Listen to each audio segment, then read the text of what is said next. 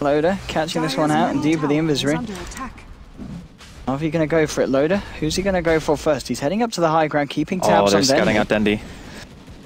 And can Alliance kind of, you know, capitalize on this and look for some aggression? Bulldog, he's just applying the pressure on the top, ratting it up. Loader's gone in here with the primal split, holding it forced out of the fight. Dendy will TP out with the BKB, will be able to get himself away. They're chasing down Artstyle. Seneko will go for the TP out. Will not, yes, he will make it. The damage wasn't quite there. They have brought down Artstyle here on the Lich, but Avorst turning up now with the damage onto Pycat. There's going to be the Hex just in time from Magicka onto Avorst. He's not got enough mana for the stun, tries to suck it off. Funnick with the Fissure though, holding them all in place. It's a 1-for-1 so far. Shadow Fiend for the Lich. Now, they don't have damage. He's looking for more. He's trying to find Loader. Loader's just having to turn and run here. He's trying to juke it out. He'll go down for a double kill for Avorst. And now Ake, he could be in trouble. All whilst this is going on though, Admiral Bulldog, he's applying the rat. Alliance, Ake, he goes down, but they're just creating space. Top lane, goodbye to your ranged racks. Now Artstyle comes in. He offers himself up to the Bulldog God, and Artstyle will fall here. Bulldog happily takes that. Funnick trying to come in. Seneko's there as well, but Bulldog,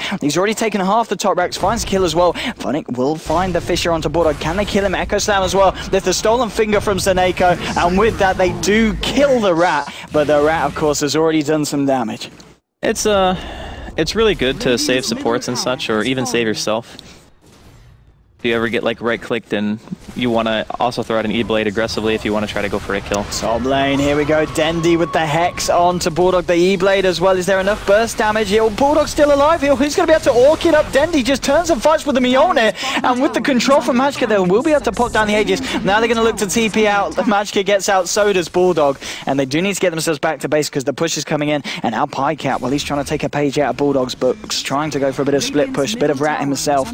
And he will get himself up onto the tier 3. He might need to come back and defend this middle lane. While Bulldog says, screw the middle lane, I'm going to join you, Pycat. We're going to look some for action in the base here. Middle lane, the fight's kicking off. Loader with the primal split. NaVi have broken the tier 3, but it looks like Brewlings are dead. Might have broken Artstyle. Indeed, the Brewlings, all that's left is the Earth one. It's having to run away from Avorst. He might be able to kill Brewmaster through it. There's going to be a very nice stun from the high ground, catching them all out. Top lane, Funnick and Dendy going in will be able to bring down Pycat. Pycat falls there from the push on the bottom lane, and Avorst going in onto Ake. There's going to be telekinesis from Seneko. Rocket Barrage as well brings down your Dazzle. Artstyle, Loader tried to go in onto the Artstyle Lich, but he wasn't able to burst him down, and now Loader, he's on the retreat. Seneko trying to chase this one down. Loader a little bit too speedy. Top lane, Bulldogs continue to rat, nearly brings Dendy down. Dendy has to blink out. There's going to be a blink in from Funnick as he goes in onto Bulldog. There's your side from Dendy. Dendy will be able to kill the Nature's Prophet. Now back to the mid lane. Avorst and Seneko, they continue to push. Magicka finds the stun onto Avorst, and now the blink 4 from Loader trying to go onto them again,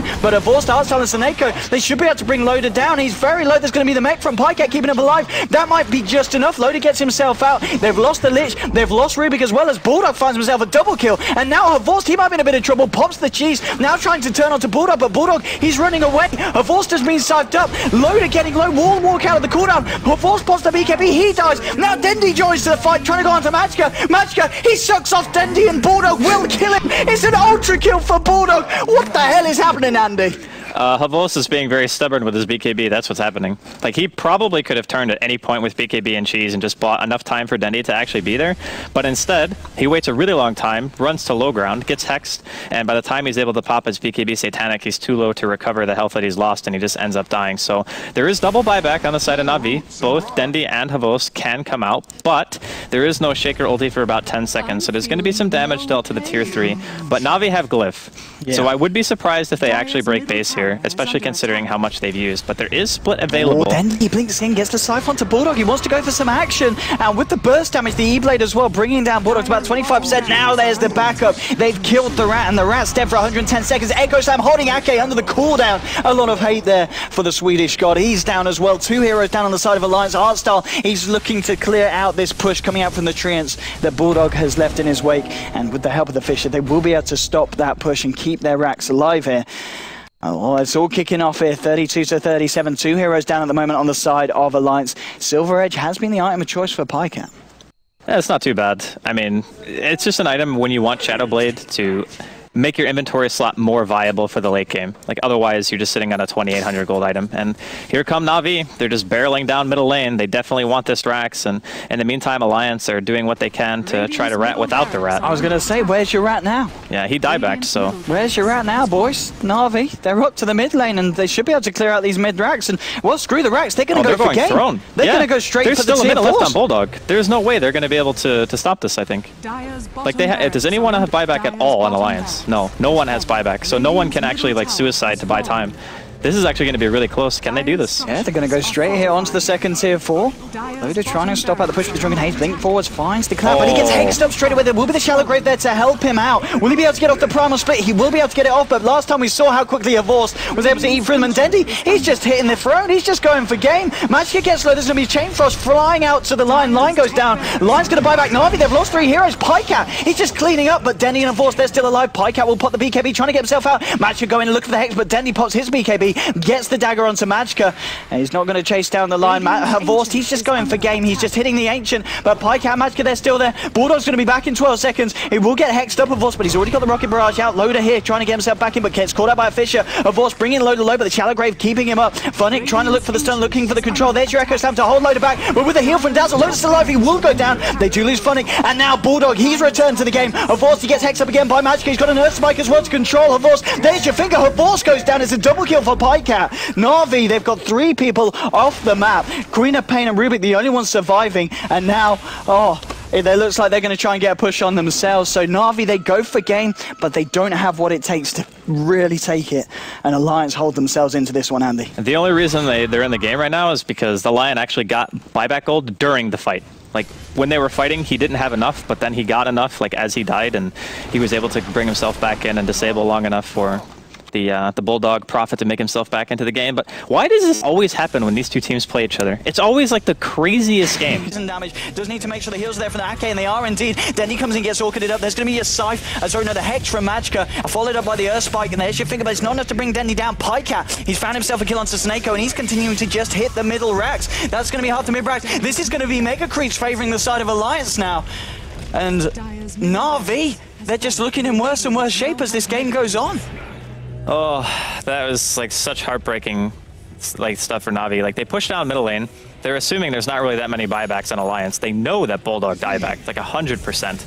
And instead of just going to equalize racks, they go for the throne. I thought they would be able to do it, but Magica's buyback kind of secured them the time that they needed in order for everyone else on Alliance to be able to successfully defend the base. And off that, their gyro didn't have, like, the only choice left for Na'Vi to try to all-in down middle lane. It's a naked throne, and just try to win that way. As a Scythe now, complete for Pycat. And extra, Bulldog. He's fine, he's just chilling out there. Loda might get caught out here. Loda, this is not your base. And that's no buyback. That's 80 seconds down. It's pushing against Megas, so it's going to take a little bit longer, but there is potential for them to counter push. It's just, oh man, with Prophet and Megas, it's so unbelievably hard to come back from that. I mean, Dazzle's got Aghanims as well. Yeah. I don't know, dude. This is a crazy game. I really thought Na'Vi had won it when they killed Bulldog again. I mean, do you think, was that the best movement for Na'Vi to just go straight for the game at that point? Would they have been in a better position if they just went for extra racks here? Well, yeah, because it would have been easier to retreat from the base. When you're going throne, you actually don't really have a chance of backing, because there's so many places inside of the base to TP behind the enemy team as they're running back. So you can't really get out if you're going for a throne when the other 2 sets of lanes are alive still. But if you go for racks, retreating is a lot easier because there's a really short path between you and the exit. So look at this, Avorst and Funnick. They've been sent out as the pushers here on the side of Na'Vi, but Pycat's coming in. He's got himself a Cypher Vice. Oh, here comes Bulldog as well. This could not be great. The Fisher actually catching out Pycat, but now with the Orchid onto Funnick. Funnick goes down. Avorst will get the BKB off, trying to fight this one off, trying to get the ball, but now as the BKB wears out, there's going to be the first Hex from Magica. There's your Earth Spike, the finger. Avorst is now down for a good 90 or so seconds without buyback, and now they might lose Snako as well. He's trying to TP himself out. He will make it. Now there's 2 heroes down on the side of Na'Vi, and Loda is now back up on the Brewmaster. Well, I think those 2 kills kind of just secure the game for Alliance. Neither of them having buyback means that the lanes are just going to be pushing way too hard. Like, the only people who can really push out the waves are the Queen and the Gyro. So when those 2 heroes are dead, you have no lane counter push at all, And then you also have no way of being able to defend your base either, because Gyro is maybe the only way that they can kill Shadow Fiend at this point. And Pycat even has Hex, so there's buyback on Prophet again. So even if Bulldog dies, even if the Shadow Fiend dies, they can both buy out. This is could be looking like GG here. Yeah, straight onto Tier 4's Dendi blinks forward with the E-Blade onto Pycat, but he gets sucked up straight away. He will fall, Dendi down, he will buy back, Gyro buys back as well. Maybe they can look for some kind of defense. Horse with the BKB trying to clear out these creeps. Isn't going to find anyone on the side of Alliance. Primal Split comes out on Loader. Havorst has been hexed up, silenced up, stunned up, everything up. He's been fingered up, and he might get caught out here. He will indeed. He goes down. And now it's just looking like Alliance dismantling NaVi piece by piece. GG is indeed called, and the first game of this 2-game series going to the side of Alliance. And well, let's hope the second game was more of the first one, because that was a lot of action. That was a crazy game. The funny part about that is there were 2 times where the team who was defending didn't have buyback, but gained buyback as the push was happening. So Havorst didn't have buyback until they got to the base.